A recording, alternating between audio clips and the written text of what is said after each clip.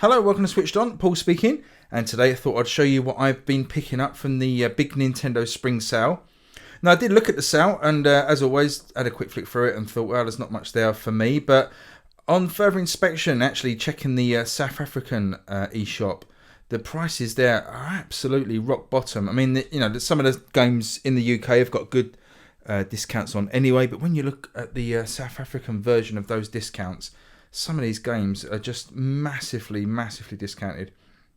I won't be able to remember the exact amounts, but I'll probably try and leave some links in the description below to show you the difference. But I'll try and remember where I can. So just for the time being, this is Sunday. I know there's some more games going live next week that I may well have a look at as well. But so far I've picked up Starid Binary Stars, Ollie Ollie Switch Stance, Mutant Year Zero Road to Eden, Pine, HyperParasite, which technically isn't in the sale but did launch on Friday and was on sale, so I'm going to bundle that in as well. I think there's one other, Cinemore X as well. So what I'm going to do is just play for a couple of these. I'll probably finish up with a little bit of a longer play of Mutant Year Zero towards the end of the video, just because there's a little bit more to it and I've been pleasantly surprised. So I'll do that and then we'll take a look at some of these in a little bit more of a brief detail. So we're going to start probably Cinemore X. That's been out for a while. That's a side-scrolling shoot 'em up. There's not much to tell there really. But the price in South Africa, I believe, if I can remember, I believe it's down to like £3.50, the equivalent of £3.50 in South Africa. I think it's down in the UK to around about £8. £3.50 in South Africa. I think the usual price is around about 18, maybe more. So really sorry I haven't got the prices to hand. It's just so hard to get them. Actually, I will bring them up on my laptop. I will be right back. Right back. A little bit helpful to have the prices in it. So in the UK, Cinemore X is usually £25. It's actually got a really good discount. I mean, I think it was about 70%, but it's down to £6.49 in the UK, which is still an excellent price. And I was probably going to pick it up for that anyway. But when I checked the South African store, £3.85 in South Africa. So, really good game. If you like shoot 'em ups, especially side-scrolling shoot 'em ups, I would highly recommend it. Right, let's have a look at HyperParasite first. As I say, this technically wasn't in the sale, but it did come out this week, and is currently 50% for the next couple of weeks. So, let's going to get into the gameplay, and I'll give you my thoughts on this one. So, I actually played this way back at EGX last March or April. I was grabbed by one of the developers who sort of like saw that I was representing Switch stuff. Just run over and grabbed me and dragged me to his booth to play a demo of this on the PC, and we spoke about the Switch version. It's been delayed a little while. This is basically a twin stick shooter. So right stick here moves your aiming reticle, ZR to shoot. And what this game is, you start off as a parasite. So if I hold down my button here, you start off as this little blob of blue goo. When you're in this state, this blue goo state, if you get one hit, you get killed. I've probably done the wrong thing here by turning myself into goo. But when you're in this goo state, you can... I can't get out of here, can I? What have I done? What have I done? Oh, I can shoot. I forgot I could shoot. You can actually take over bodies. So you can... you're a parasite, so you can take over the... You can take over other hosts, and the city is full of like typical city dwellers. Really, you've got policemen, you've got firemen, you've got bums on the street that are pushing carts around. You have got just normal citizens, and then there's just loads of like 80s reference. So you've got like BA from the A-Team, Rocky, Terminator, all this kind of thing that you can unlock as well. And you basically go room to room and just try and last as long as you can. It's all procedurally generated. I don't know why I can't proceed here. I might have to... I don't really want to start again. Perhaps it's these generators. If I get rid of these yellow generators. I'm going to kill myself because I was showing off the parasite. Let's have one more go. I'll stay in my body form. You start off with one of the bodies that you've unlocked. I believe I'm the paper girl, I think. So my weapon is I throw out papers like the old Paperboy game. But as I say, if you want to take over a different host, you just sort of turn into your parasite state, get close to another body, and then you can take them over. So you can see here I'm just like throwing newspapers out. Here comes one of the bums from the street. Oh, losing health. Once you lose all your health, you do revert back to the parasite state. As I say, you only can take one hit before you're done for. Right, so we've opened up the gates and move on to the next area. And as usual in these sort of procedurally generated roguelites, there's shops that you can buy new stuff, unlock new characters. You can see there I took too many hits, so I've actually reverted to my parasite state. But if I can get close to someone, press ZL, you can jump into their body. So now I'm back as a paper girl. I could have jumped into any of the bodies there, I just jumped into the closest one.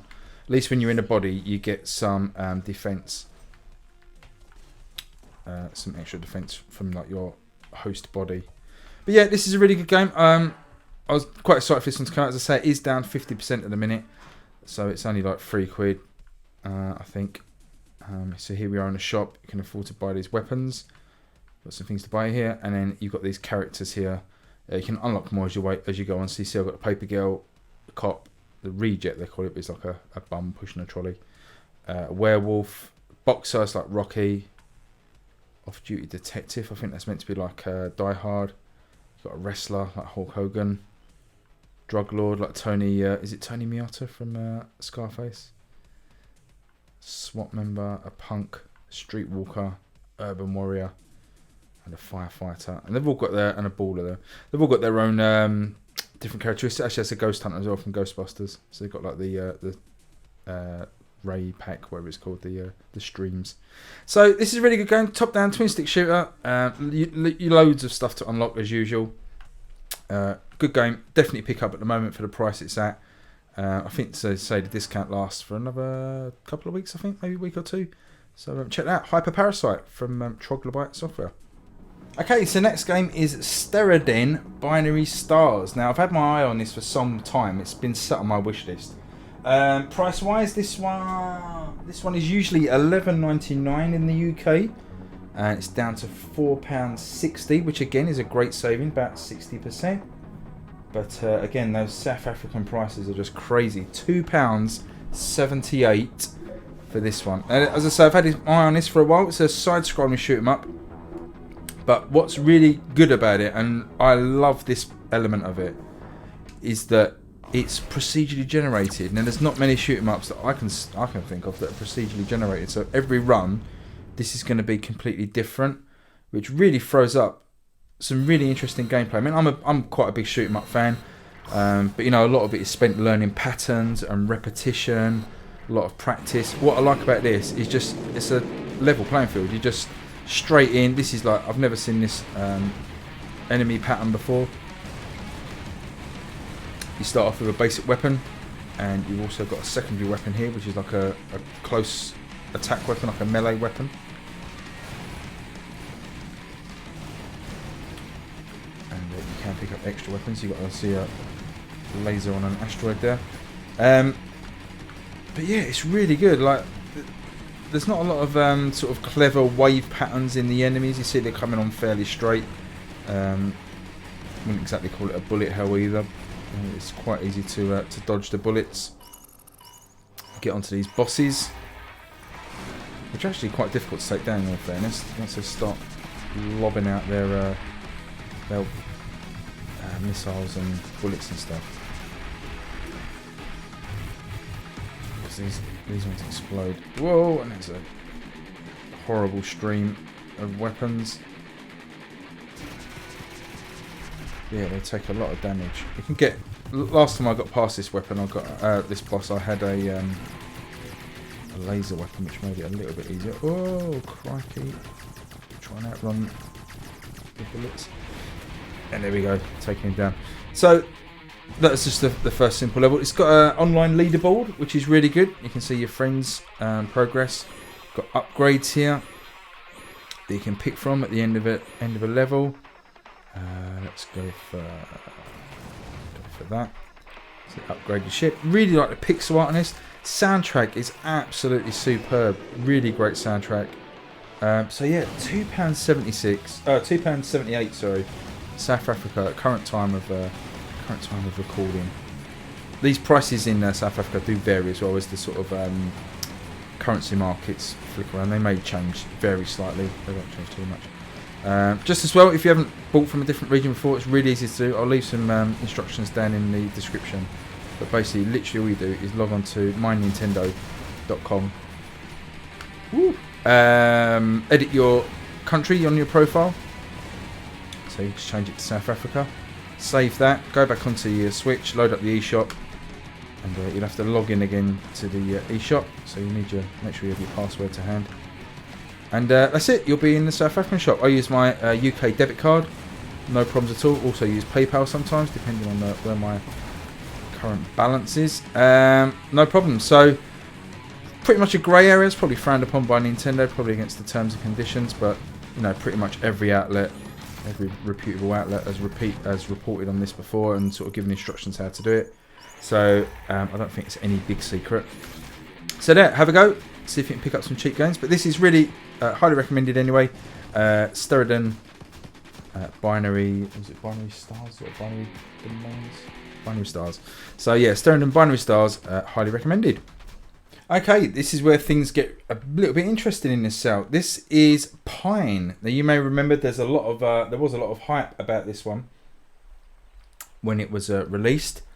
In the build up to it, I think it might have been on Kickstarter. I can't remember. I think it was a Kickstarter game, but yeah, a lot of traction because it looked really good. Was shown off on Nintendo Directs a little while back. Now this one is also interesting because of the price. This is usually £19.49, and I think it's got. Is it 20% off? I think it's 20%. Not much. Down to £15.59, so a little bit of a saving there. But you know what I'm going to say, South Africa actually is an even better region than South Africa. But South Africa, this is down to £5.13, which is great, isn't it? What a saving that is. Just to compare again, £15.59 in the UK on sale at the moment. Over £10 cheaper in South Africa right now. £5.13. Now, I'm going to give you an even better deal. Sound like Del Boy here, don't I? Or that one off the Antique Show. An even better deal. Go to Russia. And it's a little bit more of a difficult store to navigate because it is all in Russian. So you have to be quite familiar with the eShop layout to sort of find your way around, or use something like Google Translate. But in Russia, this is now retailing for today and tomorrow. It looks like the sale ends on the 6th. £3.97 for Pine. Unbelievable. £19.95 usually. £15.90 odd in the sale. £5.13 in South Africa. £3.97 in Russia. So that's the pricing information that way. Now I was really, really intrigued to pick this up. I really wanted to get it originally. It had a ton of problems on launch, and I actually turned down a review key for it, because I'm just sick and tired of putting negative reviews on my channel. Hate doing it. So I will avoid a negative game because I just find it a waste of time. I know it's good for people to know, but it is such a waste of time to be a reviewer playing for a really poor game. So that's where I am. So I still wanted to get it. I looked at a few reviews that some of the other channels have done. And I thought, hey, for £3, it's worth getting to give you guys a bit of an update of the current 2020 status of this one. So, to be honest, I've been quite surprised. I don't know if some of that's been helped by the price. I mean, I guess it certainly has. If I'd have paid 20 or 15 quid for this, would I have been... I mean, look, here's a bug. Look at this bug. Slowly floating to the ground. Pretty poor. Would I have been as forgiving at a higher price? Probably not. But for £3 or even £5, if you just want to go from South Africa, would I recommend this? I probably would. Now, few caveats. First of all, the initial load time isn't a major issue, but the initial load time is anything from like 4 to 7 minutes, and I'm not even kidding. It is a horrendous load time. Once that's out of the way, there isn't much loading to be done, so thankfully that's a small issue really. If you can get the game loading, go and stick the kettle on, make a cup of tea, make a sandwich, probably have a nap, do an afternoon at work, cut the grass, wash the car, come back, and it'll probably be loaded. But but apart from that, the technical issues that it launched with are mostly, I'm going to say mostly gone. The biggest issue in the game that I can see is the fogging. The fogging is really bad. You can almost see like a brick wall of fog. I don't know what that is. Especially if you go up high into the mountains. See if I can get across anywhere. I don't really want to find. I need to find a higher platform. But yeah, if I can get up to a higher vantage point, you can almost see a brick wall. I can't get up there. A brick wall of white of the fogging, where it's sort of blocking out any sort of long draw distance at all, which is a bit of a shame. It's a little bit off-putting. I wouldn't say it was a game breaker. It doesn't look particularly great, but at the same time, you know, frame rate wise, it runs okay, which is, you know, for me the main thing, because it launched with a horrendous frame rate. It launched with horrendous shadows. I mean, the shadows aren't great now, but believe it or not, these shadows are improved from what the game launched with. I mean, go back and look at some of those early reviews from launch day. Graphics are not bad. I mean, they're not brilliant at all. There's a lot of like artifacting and aliasing problems, bit of blurring at time. But as I say, I keep coming back to that price point. If you want to get it now while it's cheap. It seems to be a decent enough game. It's like a Zelda-like sort of experience, obviously without the polish of that game. But the frame rate for me so far, about an hour in, has been pretty solid. There's been no slowdown, no glitching, no bugging. I mean, you can see the draw distance there. I mean, look at that wood on that cave entrance.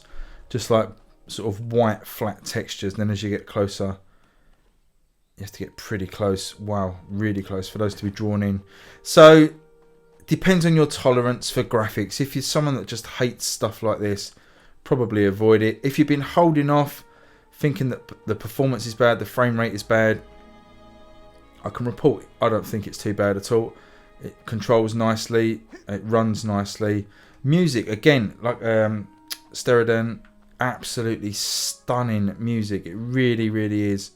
It's just lovely sometimes just to listen to the orchestral pieces in the background. So yeah, that's Pine. Wouldn't recommend it at full price. Wouldn't even recommend it at the current UK sale price. But if you can go South Africa, pick it up for £5, or even better, Russia, just under £4. Definitely recommend it. I think you'd have your money's worth out of it anyway. So that's Pine from I think it's from Congregate, I believe. So last game on the list is Mutant Year Zero: Road to Eden. Another one of these games that when it launched, I was desperate to play it. I actually had it on. I had an Xbox at the time when it launched, and I think it launched. It may have launched, or it was added not long after to Xbox Game Pass. Obviously, it was free. I've got this weird mental thing about free games. I find them sort of. I find their value a lot less, so I tend to play them with a little bit of a disposable mindset. It's sort of, you play it for 10 minutes. Okay, that's not something I'm particularly interested in right now. I'll move on to the next free game. I think that is a problem with Game Pass. It is for me personally. I've spoke to other people and they find it kind of the same thing. When you're getting those games for free, it's kind of makes them a little bit disposable. But I know it's a brilliant system. I love Game Pass as a system for people. I think if you struggle to find the finances to buy brand new games, I think it's brilliant that you've just got a library of great games here. But anyway, that's Game Pass. This is another example of great savings. Let's get to the rest of my story first. A game I really wanted, stuck it on my wish list. When it came out on the Switch, watched some early reviews. I think Flannel Fox reviewed it really early on, and it had a wealth of problems. Another one of these big games that just looked like garbage, terrible frame rate, and a few bugs and stuff. And it's always weird when you get games to review. You sort of, if you're lucky enough, you get them a week or two before launch. You get to play them, but then you've got to do your review. You're kind of pressured to get it out for launch day, and you kind of miss. You can only review what's in front of you with some of these games.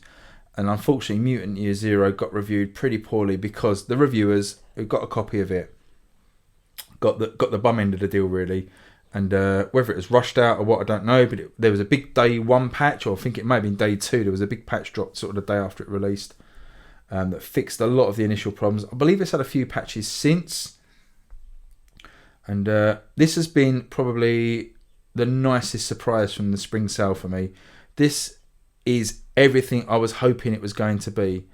And I'm having an absolute blast playing this game. So let's get to the pricing. In the UK, retail price is £40, £39.99. It's currently on an excellent sale, down to £23.99, which is really good in the UK. And I've had this on like my eBay wish list to pick up a physical copy. Was hoping to snag it for around about 20. Been waiting for a copy around about that sort of price. Was quite happy to take the physical version just in case it wasn't very good. So I've been holding on. But again, South Africa to the rescue. £17.95. Over half of the retail price. And some £5 or so cheaper than the UK sale price. So Mutant Year Zero, just under £18 from South Africa. So what is this game? Well, this is developed from a tabletop role-playing system, like a dice and paper game that's been around for donkey's years. I think there's quite a few Dungeon Master books for it. I believe it's really popular. I've not played the tabletop version myself. These two characters, Ducks, and I can't remember what the other guy's called. What's his name? So bring up his stats. Bormin. So you got Bormin, who's like a pig type mutant, and Ducks, who's obviously a duck. And it's like part role playing game, part adventure. You kind of wander around these wastelands after a nuclear episode in the future. Humanity's kind of been wiped out. There's one human left called the Elder that lives on this floating island. And you get sent out on missions, usually to like recover artifacts or materials. And there's two sections to the game, really. You've got this kind of free-form walking where you can explore. The characters sort of interact and chat with each other. Quite amusing dialogue. It's really nicely done. And then when you go into combat, it goes into like a pure XCOM combat system, which is absolutely brilliant. So, loving this game. I mean, I've just liked the way the system works. You're these two characters all the time. And you can see here, we're coming up to this cabin. You might be able to make out that there's if I move behind a tree, if you keep an eye on your distance there, you can see a red outline. That's the enemies that are there. And then you can turn your lights off. Your flashlights, you go into this sneak mode, which means you're very much harder to detect, but also you can't find loot that's on the ground, or at least it's a lot harder. It doesn't show up under your torchlight. I like the system here where you can hide. So I've hid Bormin behind the tree, and the player switched to Ducks. And you can sort of move him as well, separately, independently. Get him into cover. And you can switch back to Bormin. Maybe bring him out of cover. So you can see you can kind of get like some tactics. You can start to flank the enemy. You can distract them. It's just a really clever system. And I like it a lot. So here we go. Is the discovered the cabin that we've got to get to. You can see the graphics still aren't the best. It's still a little bit blurry, especially in handheld. Got that kind of Vaseline effect that tends to affect a lot of Switch games. You can see there when I put my flashlight on, it's sort of that you get a ring of what the enemy can detect. You can see they're just on the cusp of detecting me. Turn my flashlight off and they've got less sort of visibility of me. But let's get to some combat. I'll show you how the combat works if we can. I'm going to duck down behind this rock. Obviously it gives you cover. And if you press the combat button, ambush, which is the Y button. Even when you've initiated combat here, the enemy still hasn't spotted me, so you can still move around as long as you don't get spotted. Or I can choose to activate the character here. Still not been spotted, but I've now got my combat options. So you can see on the bottom left hand side we've got weapons. I've got a crossbow, which is a silent weapon. I can switch between them with the Y button. Got a stinger. Like a handgun. Characters always come with a handgun. And you've got this crossbow weapon. The other guy's got a shotgun. Borman's got a shotgun. Along the bottom, you've got your sort of XCOM options. You can walk, so you can move around. We move the cursor. These white squares here are where you can walk to. Obviously, walking in front of the enemy will alert them. You can see there the orange lines are the line of sight that they will have on you different characters will have on you. You can also run into these orange areas. If you move into these areas here, it takes 2 action points. Now you start with 2. You've got 2 points to spend basically. And moving a further distance here into this orange zone, you will actually run like sprint, but it will cost you both of your action points. You can kind of see on the bar at the bottom, you've got those 2 flashing white lines. They're your action points. If we come back out here into like a walk zone, into the white zone, you can see just one of those action points is flashing. If you actually shoot your weapon, that ends your turn regardless of how many action points it takes. So it's careful consideration of basically moving first really and then firing your weapon. So if you use the D-pad, you can fire your weapon. You can choose who to fire against. So you get the XCOM-like stats there. So you can see that Shaman is a level 5. He's got 10 health, but he's out of range. A Marauder there, level 5. He's got 4 health. He's out of range. And we've got a Hunter who's hiding in the cabin there. And we've got no line of fire to him, so we're going to have to move. We've also got an Overwatch option, which is popular in XCOM. Basically means your character won't move. He'll sort of hunker down. But if an enemy moves into his line of sight on the enemy's turn, our character will try and take a shot at him, which is really useful for acting outside of your own turn and really useful for sort of covering other characters. And then finally, you can dig down, which basically you get 25% extra defense, basically, but it ends your turn as well. So we're going to try and move into a better position here. We're going to get on the edge. If we can find some cover, we could probably move a little bit closer here. Might not have, still might not have a shot on target, but they haven't spotted us, so that's the good thing. So let's see if we can get a shot off. So we've got a 50% chance of hitting that Shaman. You can see the damage that it's predicted that we will do on his bar there. We can flick across to the Marauder. We've got a 50% chance of hitting him. And if we do, we're going to kill him. We'll take all 4 of his health. And we still can't get the Hunter. He's out of range. So, choices. I think we're going to try and hit this Marauder, because if we do hit him, it will kill him. And then when it's Borman's go, we can always try and sneak around the outside there and take the Shaman from a different position. So we're going to try and attack the Marauder with our crossbow. We do hit him, and that will be done for the Marauder. But obviously that's alerted the enemy that we're there now. So it says there the enemy heard you. So they're now aware of us. So Borman, we're going to move. We're going to activate him, and we're going to try and move him down here. Unfortunately, he can't get much closer without sprinting. He can get a little bit closer. He may have a shot here, but say he's got a shotgun, so his range isn't as long as Duck's. But we can move a second time if we wanted to. We could try and get into cover. We wouldn't be able to run because that's now too far. We could try and get behind here, although we have been spotted, so the enemy would probably try and track us. So the best thing we can do is probably stay here, try and get a shot off. We've got a 50% chance of hitting the Shaman with the scattergun, and 75% chance hitting him with the stinger. So the scattergun is of like a shotgun, does less range but does more damage. So I think we're going to try and just get a shot off with the stinger. We've got 75% chance of hitting him. We do hit him and do a little bit of damage. So our pass now turns to the enemy, so they will take their actions again, very much like XCOM. So they're moving into defensive positions. They're putting a call out on the radio there to call in reinforcements that are going to come up from behind. So that's going to leave us in all sorts of problems because we're now being attacked from behind. And they're starting to take shots. So we can speed this up if we hold down the A button. Oh, we could have done, but the enemy's turn is over. So we've got this enemy line now that are just... You see them here coming up into the line of sight. We're sort of kind of stuck here now between 2 groups of enemies. So we need to either focus on these. They're all Marauders with 4 health, so they shouldn't take too long to take down. Or we can try and push into here with some of the stronger enemies. I think we're going to double back. We'll get Borman behind these rocks, so he's got some cover, and he can maybe use his shotgun.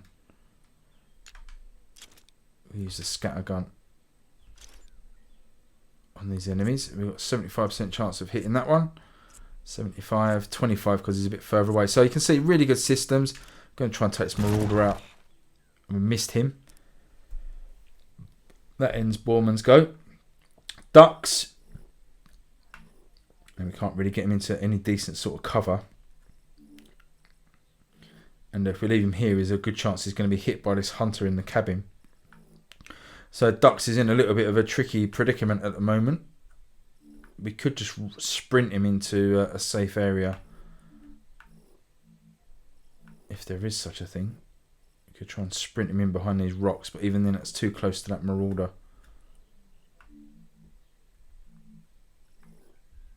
Now, the other option we have got is a grenade.